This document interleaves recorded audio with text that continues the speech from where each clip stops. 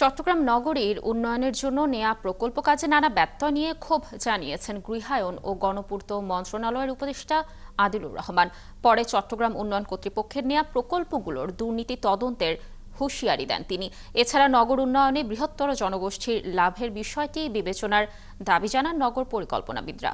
প্রণবেশ চক্রবর্তীর প্রতিবেদন, ক্যামেরায় ছিলেন জহিরুল ইসলাম। বহুতল ইমারত, এক্সপ্রেসওয়ে, সবচেয়ে আলোচিত নগরীর জলাবদ্ধতা নিরসনে নেওয়া বড় বড় প্রকল্প নিয়ে কাজ চট্টগ্রাম উন্নয়ন কর্তৃপক্ষ সিডিএর।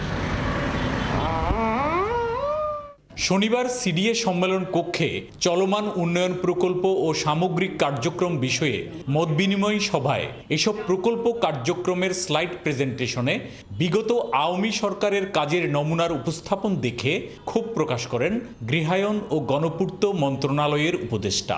বলেন, প্রকল্প কাজে দুর্নীতির তদন্ত হবে। মনে রাখতে হবে যে ব্যাপক দুর্নীতি আছে। দুর্নীতি আমরা অবশ্যই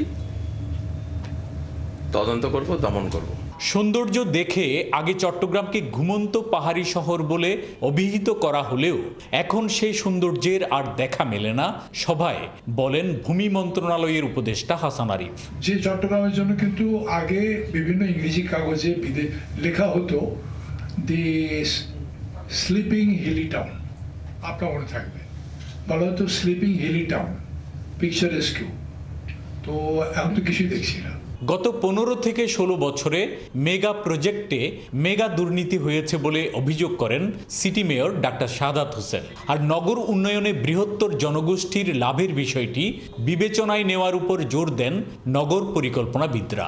মেগা প্রজেক্ট, মেগা দুর্নীতি, এটা একদম এটার কারণে গিয়ে কোনো শহর পরিকল্পনা হয়নি, কোনো ধরনের নগর বীজ সেখানে ছিল না, এবং কিভাবে আমরা একটা প্রজেক্ট করে টাকা পকেটে ঢুকিয়ে ফেলবো এই চিন্তার মধ্যেই ছিল আর কি। আমাদের টাকা তো সীমিত, আমাদের যে বাজেটটা আমরা নগরের জন্য ব্যয় করি, আমরা চাই এইটা যেন আরো বৃহত্তর গোষ্ঠী উপকৃত হয়।